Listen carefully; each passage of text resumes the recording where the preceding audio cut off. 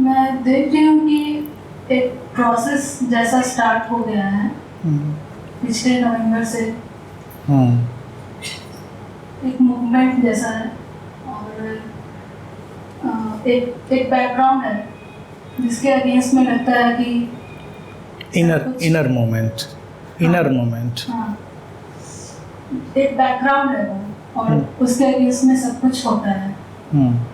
तो वो जो बैकग्राउंड है वो हमेशा रहता है, कभी वो ज़्यादा फोरग्राउंड में आ जाता है, कभी उतना पता नहीं चलता है, बट ओवरऑल 6-7 महीने में वो डीपन होता जा रहा है। बैकग्राउंड का क्या टाइप क्या है? What is type? Neutral. Observing. हाँ, मतलब हमेशा रहता है। It is kind of witness. It is. यानी कि एक डिटैच्ड डिस्टेंस है जो हो रहा है और भीतर कोई बैकग्राउंड है उसके बीच में जो घट रहा है, जो बैकग्राउंड उसमें शामिल नहीं है, शामिल है। It is one. But again if you are able to see it is background, कुछ डिस्टेंस है, otherwise where is the difference? वो रेट्रोस्पेक्ट में मतलब पता चलता है। यानी कि कुछ ऐसा भीतर है जो स्टिल है और उसके ऊपर सारी चीज़ें घटती हैं, उसके सामने घट रही हैं, वो शामिल भी है उसमें। लेकिन देखिए, शब्दों की सीमा तो रहेगी, शामिल होकर भी कई बार वो शामिल नहीं भी है, तभी वो है। नहीं तो ये कह पाने की कभी गुंजाइश भी नहीं बनेगी कि कुछ है भीतर बैकग्राउंड जैसा। फिर तो एक ही बात है कि सब हो रहा है। तो ये स्थिति है, कहीं से हो सकता है नेचुरल कोर्स में तुम्हें फॉर्चुनेट समझना चाहिए कि जो विटनेसिंग डायमेंशन है, साक्षी का जो डायमेंशन है वो उभर रहा है, और वो बेसिकली तो सोर्स ही है, वो स्रोत ही है। तो स्रोत तो हमारी घटनाओं में शामिल होता भी है। तो एक वननेस भी है और एक वननेस में एक दूरी भी है। हमारे देखिए जो फिनोमेना है उसमें यही एक रहस्य है जिसको कहने बताने में बड़ी कॉम्प्लेक्सिटी हो जाती है, बड़ी जटिलता हो जाती है। जब कहा जाता है कि साक्षी दूर होता है तो लोग लगता है ऐसे कुछ अलग हो जाता है, ऐसे लगता है जैसे कि वो इन्वॉल्व ही नहीं किसी चीज़ में। या कहा जाए कि सोर्स और सोर्स से निकला हुआ मैनिफेस्टेशन, तो लगता है वो कुछ अलग हो गया। लेकिन है तो वो एक ही है जिसके बीच में कहीं कोई डिवीज़न की लाइन नहीं पैदा होती, लेकिन फिर भी वो अलग है।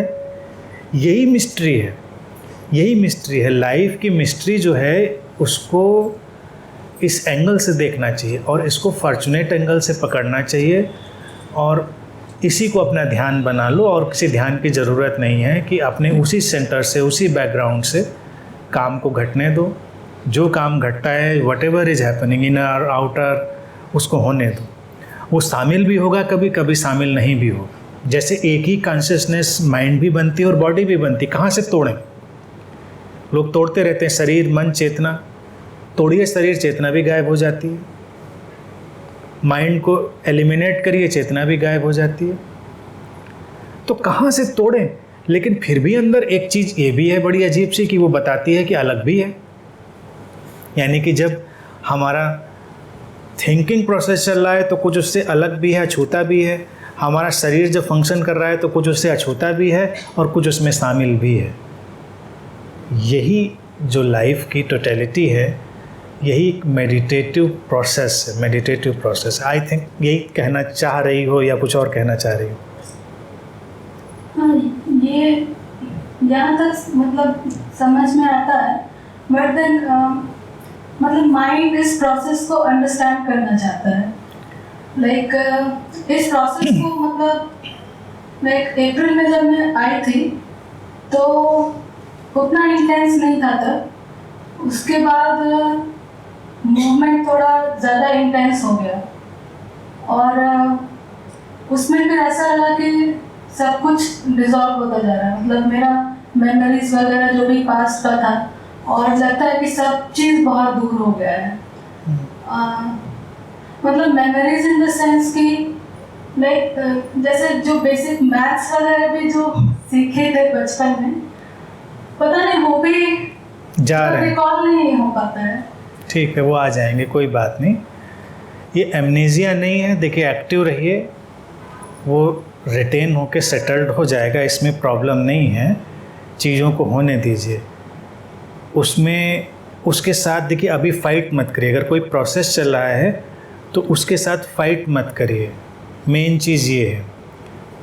तो जो घटा है बेसिकली मैं समझता हूँ कि चूँकि यहाँ पर जो कोई भी आता है तो मेरी फंडामेंटल जो टीचिंग है, मेन टीचिंग है जो अकर्ता की, नॉन डूअर की, हैपनिंग की, वो उसके अंदर कहीं ना कहीं से सीप इन होती है, उतरती है, और वो अलग अलग रूप में घटती है, अलग अलग फॉर्म में वो अपना सारा शेप सबके अंदर लेती है। तो तुम्हारे अंदर वो जैसे भी अपना शेप ले रही होगी, वेट करो, चीज़ों को होने दो, जो तुमसे बन पड़ता है सब करती रहो, and let the things happen. Conflict में मत जाओ। अगर लाइफ में देखो ज़्यादा प्रॉब्लम हो किसी बात को लेके तब तो चिंता करिए। मैथ्स की चीज़ें चलेंगी, मैथ्स का भी यूज है क्या? अगर अभी मैथ का यूज नहीं है तो उसको थोड़ी देर किनारे रख सकते हैं, और यकीन मानो अगर मैथ का भी यूज होगा और तुम थोड़ी देर उस पर कोशिश करोगे तो सब लौट आएगा, वो गया कहीं नहीं है। कई बार लाइफ में जो हमें यूज की चीज़ें नहीं होती हैं वो शार्ट आउट हो जाती हैं, फिल्टरिंग प्रोसेस हो जाता है। हमारी पढ़ाई भी देखिए बड़ी अजीब सी बर्डन वाली चीज़ है, पहले हम सब सीखते हैं फिर सब बोलते हैं, यानी कि बाद में हमको उसकी ज़रूरत कहाँ रह जाती है तमाम चीज़ों की। तो कभी कभी क्या होती है, हमारा जो इनर प्रोसेस ऐसा फंक्शन करने लगता है कि अभी इसकी ज़रूरत नहीं है, तो उसमें तमाम चीज़ें सॉर्ट आउट हो जाती हैं। और कभी कभी वो चीज़ें भी सॉर्ट आउट हो जाती हैं जिनकी सही में ज़रूरत होती भी है, तो उनको बाद में ढूंढ कर निकालना पड़ता है। ऐसे घर में सफाई जब कर रहे हों तो कभी कभी ऐसा हो जाता है वो सामान भी वो बांध के रख देते हैं जिसकी अभी 2 दिन बाद ज़रूरत पड़नी होती है, तो बाद में फिर उसको ढूंढ के निकालना पड़ता है, ये भी चीज़ चली गई। तो अभी ऐसा हो सकता है, आई थिंक ऐसा हो सकता है, तो वेट करो।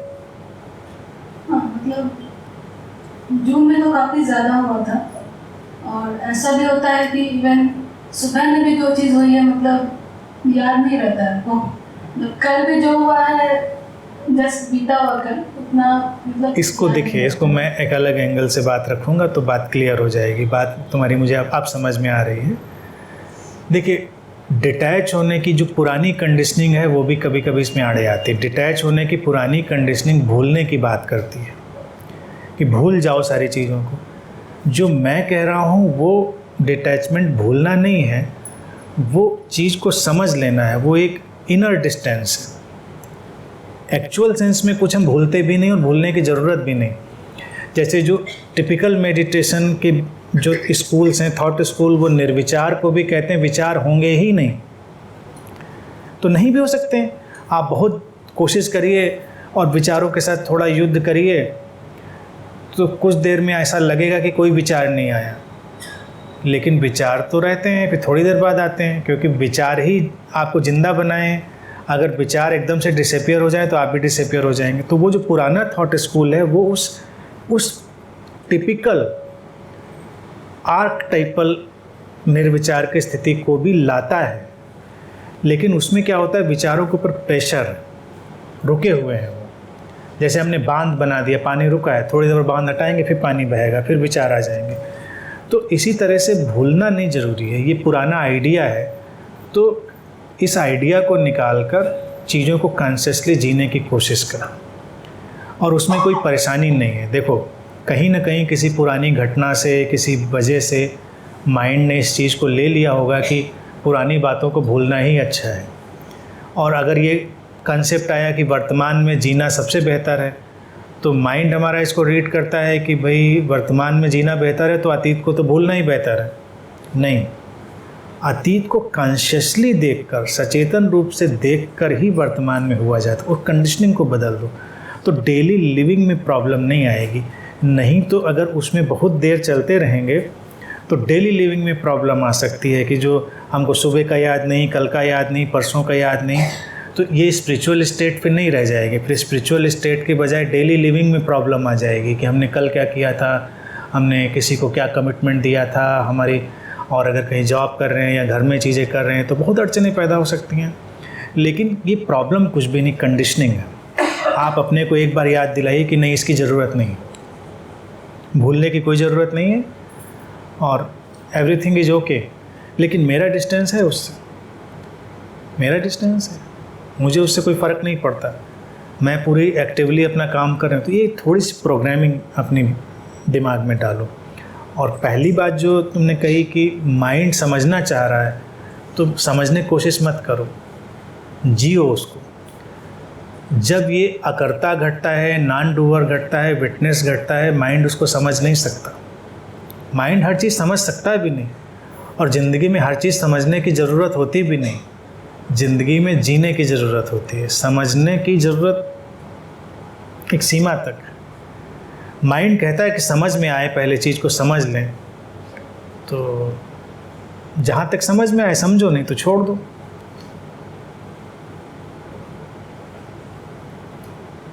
आप जो कह रहे हैं कि कॉन्शियसली लेना, तो मतलब मुझे तो लग रहा है कि मतलब मेरे हाथ में कुछ नहीं है। हाँ, हाथ में नहीं है, हाथ में बेशक नहीं है। देखो ये बात बताएं, हाथ में नहीं है, ये बात तो मैं ही रिपीट करता हूँ सुबह से शाम तक। लेकिन बहुत सारी प्रोग्रामिंग है ना। अब इस समय अगर मुझे सुनना भी तुम्हारे हाथ में नहीं था, नेचर तुमको लाई, अस्तित्व तुमको लाया, या वो परमात्मा, वो सोर्स, वो टोटलिटी तुमको यहाँ पर लाई, तुमको इस समय बात सुनने को मिल रही है, तो नेचर इस समय कुछ तो ऐसा चाह रही थी कि तुमको ये सुनने को मिलता, नहीं तो ना तुम यहाँ आती, ना मैं ये बात बोलता, ना तुमको ये सुनने में आती। तो जो हो रहा होता वो होता रहता। अब जब हमने बोला तो तुम्हारे हाथ में ही तो रख दिया है ना, अस्तित्व ने मेरे माध्यम से तो बोला है, तुम्हारे लिए ही है, तो तुमको न ज़रूरत थी इस समय। तो जब मैंने कहा प्रोग्रामिंग बदली जा सकती है, अभी तो बदली जा सकती है, इसको बस एक्सेप्ट करो, अपने अंदर डालो और कई काम करो कॉन्शियस वे में। ये बात सुनने की अगर तुम्हें ज़रूरत ना होती, तुम यकीन मानो तुम इस समय यहाँ पर नहीं होती। मैं बिल्कुल नहीं चाहता कि किसी की डेली लिविंग में प्रॉब्लम हो, तो तुम्हारी डेली लिविंग में कोई प्रॉब्लम नहीं होगी। तुम काम करो, फोकस्ड होके करो, डिटैच हो जाओ बस। ना आसपास प्रॉब्लम होगी, ना तुम्हारे अंदर प्रॉब्लम होगी, सब बेहतर चलेगा, अच्छा चलेगा। और वो भी तुम्हारे हाथ में नहीं है। जिस तरह से तुमको ये पता नहीं था कि इस समय मैं ये बोल दूंगा, कि तुम्हारे हाथ में कहाँ था, तो उसी तरह से जब तुम एक बार अपने अंदर इस बात को सोचोगी कि अच्छा इसको हम कॉन्शियसली फंक्शन करते हैं, तो कुछ होगा जो मेरे कहने वाले कॉन्शियस फंक्शनिंग की तरह होगा या किसी और की तरह होगा, ये नहीं कोई जानता। लेकिन कुछ होगा जो फ़र्क होगा, जो अभी तक का फंक्शन है उससे कुछ फ़र्क होगा, लेकिन वो होगा। इस बात को मानो, और तब तुम्हारे लिए कोई प्रॉब्लम नहीं पैदा होगी।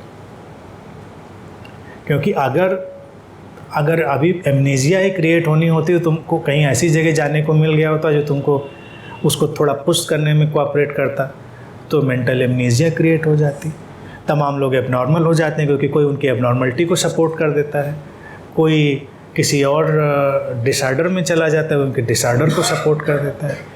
नेचर तुमको आर्डर में एक सेन फंक्शनिंग में रखना चाहती, तो तुमको ये बातें सुनने को मिल गई।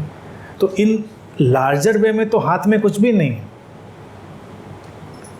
ये तो मुझे भी सुबह नहीं पता था कि मुक्ता को मैं ये जवाब दूंगा।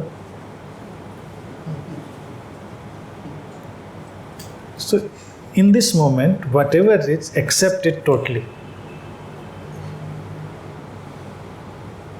अभी भी कुछ दुविधा है? नहीं, शेयर करना है। हाँ,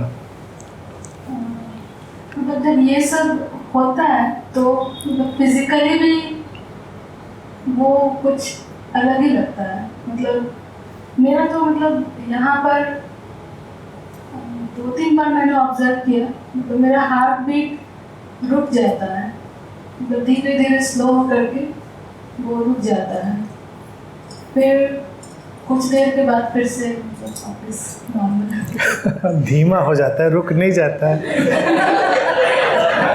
नहीं तो मतलब इतना धीमा हो जाता है कि लगता है कि मतलब फिजिकली थोड़ा सा मतलब वो फील होता है। कोई प्रॉब्लम उससे? नहीं, प्रॉब्लम नहीं है, मतलब मैंने बस ऑब्जर्व किया कि जब से ये सब शुरू हुआ है तब से ऐसा ये चीज़ भी शुरू हुई, मतलब उसके पहले तक तो कुछ ऐसा प्रॉब्लम नहीं था। नहीं, इसको प्रॉब्लम की कैटेगरी में तो नहीं रख रहे हैं। नहीं। इसके पीछे पीस है, शांति है।